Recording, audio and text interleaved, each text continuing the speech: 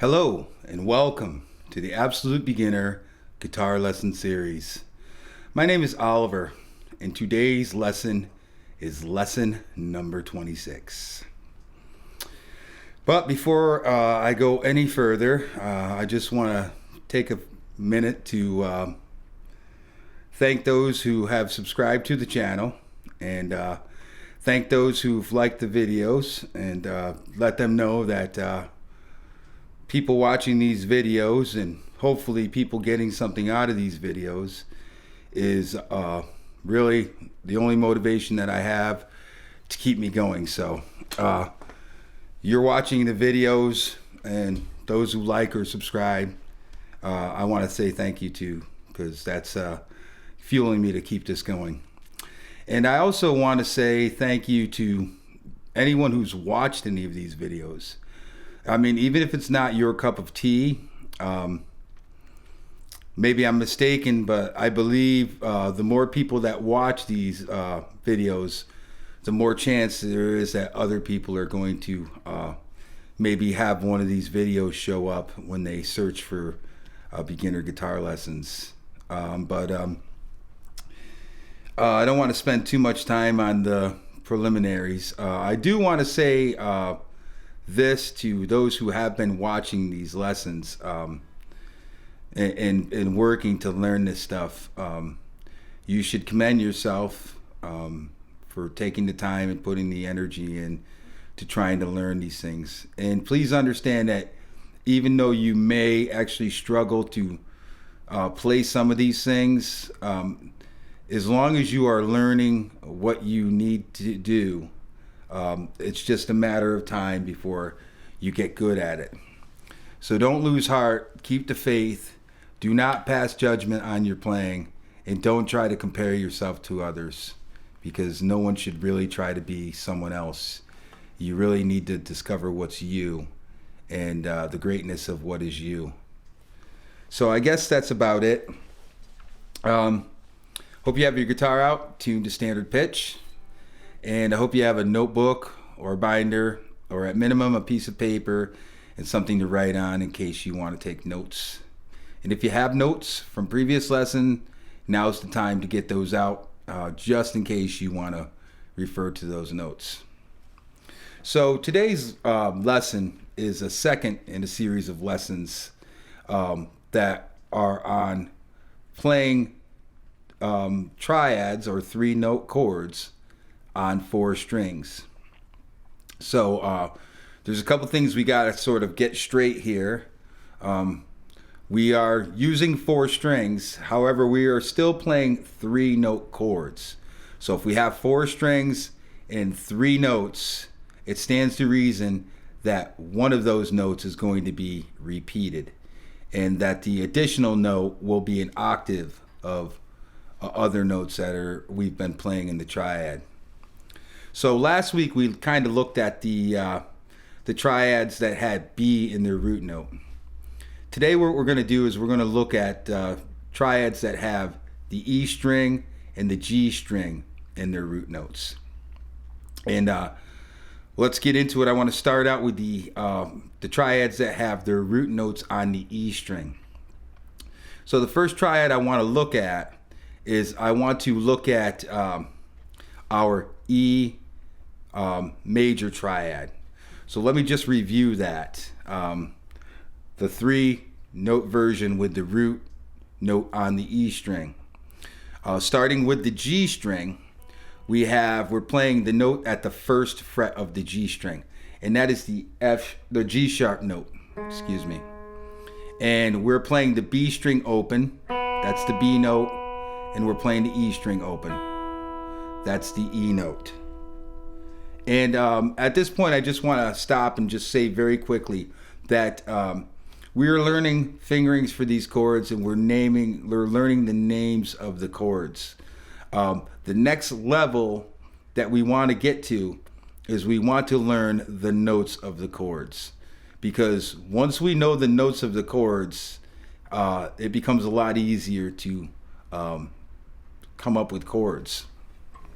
So that's just as an aside, but let's get back to it. So we had our 3-string version, which says the first, our first finger is playing the G sharp note, which is on the first fret of the G string, and we're playing the B string and E strings open.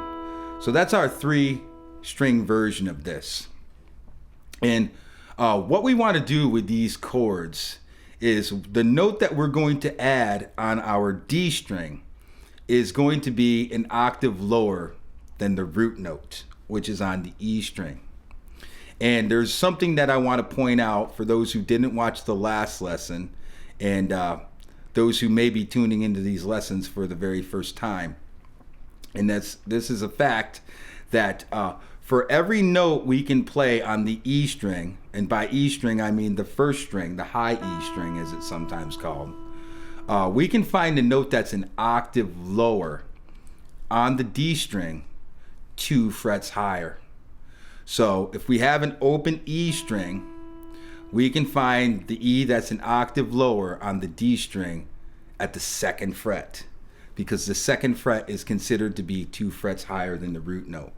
So we're going to just take this form that we have that we've been playing, and I'm going to reach up with my middle finger and I'm going to play the note at the 2nd fret of the E string, or D string, I'm sorry, and that note is E. So what we've done is we've added a 2nd E note. So if I start on the D string, I have E, G sharp, B, and E. So this is our 4-string E major chord, and it's an open string fingering. And what I want you to notice about this is, like I said, now we have the root note on 2 strings, and we can reference this chord by either one of those root notes. So moving on, the next chord I want to look at is the F major chord, and this establishes our closed fingering for the major chord form with the root note on the E string. So I need to locate my F note at the 1st fret of the E string, and then I'm going to apply my major chord fingering, and I have our F major chord. So again, all we're going to do here is we're going to add a note on the D string. And the note on the D string is going to be an octave lower than the root. The root note is F. So we're going to find the note F on the D string. And we can actually find that note on the D string 2 frets higher than the root note. So the root note is at the 1st fret. So what we're going to do is we're going to use our middle finger and we're going to reach up and we're going to find that F note at the 3rd fret of the D string. And now we have our 4-note F major chord. And if I just play through each, starting with the D string, play through each string and name the notes, we have F, A, C, and F again. So we've just taken the F chord and we've added a 2nd F note to it. And this establishes a movable chord form. And I also want to point out that we can finger this chord a little bit differently if we want. Right now I have my index finger barring the notes on the B and the E strings. However, I could have my index finger bar 3 strings or bar 4 strings. It doesn't really matter because we're going to be playing other notes on the G and the D strings. However, for comfort's sake, I find it a little more comfortable to sort of bar more than just the E and the B strings.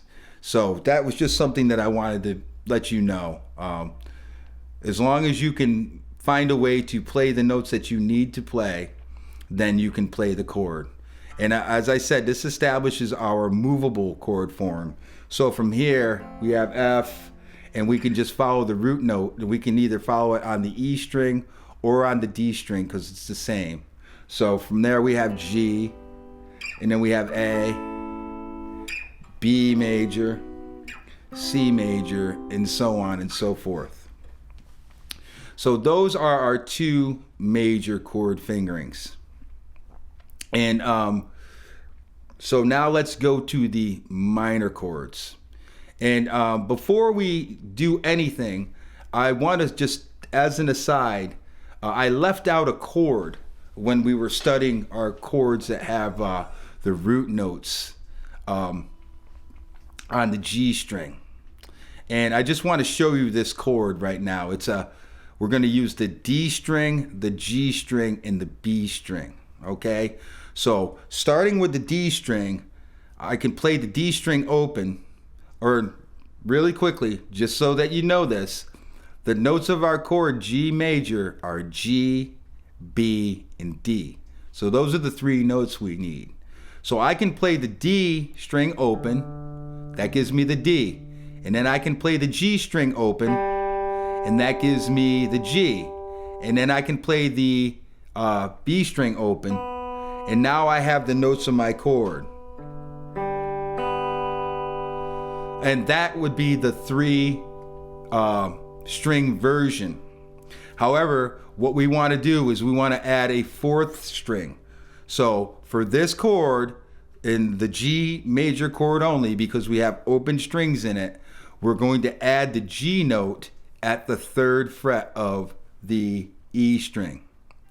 So I have, starting with the D string, I have the open D string, the open B string, or G string, excuse me, the open B string, and then I have the G note at the 3rd fret of the E string. And when I put them together, I get a 4-note G major chord. And it's a very simple chord to play, as you can see. We're just using open strings on the D, G, and B strings, and then we're adding in the G notes on the E string. So that's our G major chord, and that's going to be specific to the G because it's an open string fingering. All right, so now let's go to the minor chord fingerings. And we're back to having our root notes on the E string. So let's start with our 3-string minor chord fingering for E minor. And for those who don't remember, we're simply going to play the open G string, the open B string, and the open E string. And we have our G minor chord. So in order to turn this into a 4-note chord, we just need to add the note that's an octave lower than our root note. Our root note is the open E string. So we can find the note that's an octave lower to that at the 2nd fret of the D string. So I'm going to reach up with my middle finger. However, I want you to practice this using both your middle finger and your ring finger, because this will come into play for other chord fingerings later. But for now, I'm just going to use my middle finger. Okay, so starting with the D string, I have the E note at the 2nd fret, played with my middle finger. And then I have the G, B, and E strings open. And now I have my 4-string E minor chord. Now, this is an open fingering, so this is unique to the E minor chord because we have open strings. So now let's move to the closed fingering. And let's go with the F minor chord. And the E minor chord established the relationship between the notes on the E, the B, and the G strings. They were all played open, which tells us that we need to play notes on those 3 strings all have to be at the same fret. So if I go to play my F minor chord, I find my root note at the 1st fret of the E string, and then I just bar across the G, B, and E strings, and now we have our F minor chord. And this establishes our movable 3-string F minor chord. So now what we want to do is we just want to add the note on the D string that's an octave lower than the root note. The root note is on the 1st fret of the E string. So we're going to go and we're going to play the note that's on the 3rd fret of the D string. And I'm going to use my ring finger to reach up. Now that one's going to be a stretch. And what you need to understand is a lot of this is in your wrist. in how you pivot your wrist. So when you go to reach for something, you can pivot your wrist and you will get more reach. It may feel a little uncomfortable at first. It may cause some tension in some muscles that you haven't developed yet. But over time, you will gain that strength and the discomfort will go away if you are feeling any. So this establishes our 4-note movable minor chord. So that essentially covers all our chord fingerings for the root notes that are on the E string. Now, the good news is the fingerings are identical if the root note is on the D string. Because as we just showed, if I play one of these chords, and I'm just going to play the F major chord, I have the same note on the D string and I have the root note on the D string, and I also have it on the E string. So it doesn't matter. We can reference the root note to either one of these strings. The chord fingering is identical. So that's the basic information of the lesson. So we have on the major side of things, we have our E major chord, which is an open string fingering. And then I added in our G major chord, which is an open string fingering. So those are our 2 major chord fingerings, open strings. And then we go to the F major chord, and that establishes our closed fingering. So we have 3 fingerings for our major chords, and 2 of them are specific to certain chords, the E major and the G major. And when we go to the minor chords, we have the E minor, which is an open string fingering, and then we go to the F minor, and that establishes our closed fingering. So that's it for the lesson, really. I want you to practice and working with these. I know I threw quite a few of them at you. I hope you'll go back and watch the video again, and maybe you can just work on the major chord fingerings. And you can sort of write this stuff down in your own shorthand. You can say, for this chord, play at this fret with this finger on this string. It may be a little time consuming to write it out, but you can write out your own little way to sort of remember these chords and refer back to. But before I go, I want to ask anyone who's still listening to this this lesson, if you haven't watched lesson 9 on chord progressions, please go back and watch this. This is a new channel for me, so as a newbie, I'm just kind of watching my videos to see which lessons are getting the views. And I don't want to tell anybody what to watch, but I noticed that some of the whiteboard stuff tends to get lesser views than the stuff where I'm playing on the guitar. But I would ask anybody, please don't skip over that stuff. And specifically, all the whiteboard lessons I think are important.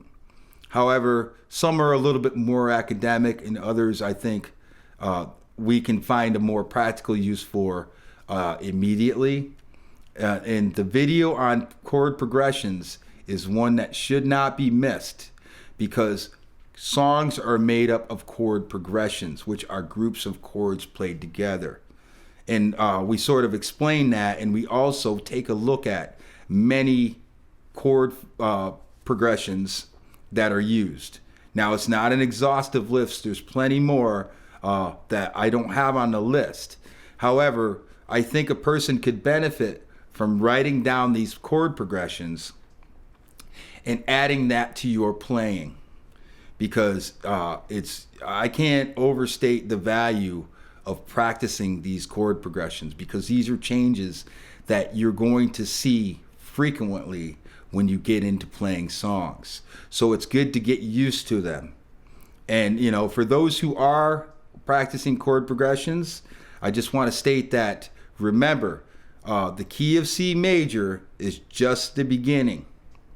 But these chord progressions that are good in C major will apply in any other major key. So once we're comfortable practicing them in the key of C major, we want to start working with another key, maybe G major or F major, and get practice working with those keys. So it's something that we want to build on and expand on over time. You know, I don't want anyone to take on too much, because I don't want you to be overwhelmed and have your practice be such a grind that you set out so much to do that you have a hard time, you know, staying with it mentally. There's no point in practicing just for the sake of practice if you're not mentally with it. So limit your practices to what you can stay engaged with, because that's where you're going to benefit. And I cannot stress this enough. Play slowly and accurately. And most importantly, understand that you are playing music. So if you want to become a good player, I believe it's important to learn how to play slowly and do it well. Because we can take something simple and we can make it sound good if we do it well and we put our soul into it. And it's better to sound good doing what people might look at as being simple, and that's questionable because it takes a lot of work just to be able to get to the point where you can do simple stuff. But my point is, it's better to sound good doing something simple than to sound crappy attempting to do something that's beyond our ability. You will be a good player if whatever you play, you do well. So keep that in mind. It's not about how difficult something is. It's about how well we do it. And if you can't do the quote unquote simple stuff well, you're not going to be able to do the complex stuff well. You're going to be failing, and it's really more of an exercise in satisfying your ego, but not really becoming a better player. So enough of my rambling. That's it for today. Put in your time, put in your work, and I hope to see you at the next lesson. Peace.